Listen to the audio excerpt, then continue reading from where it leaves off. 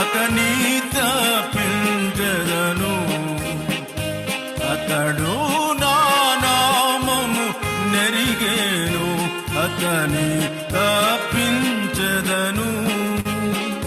తన రెక్కల క్రింద ఆశ్రయము, తన రెక్కలతో కప్పును.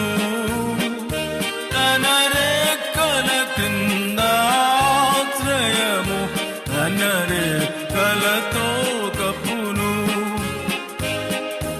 అతడు నన్ను ప్రేమించెను, నామము నా మొరపెట్టెను.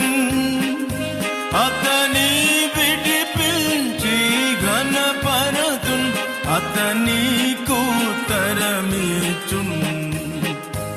అతని విడిపించి ఘనపరతున్, అతని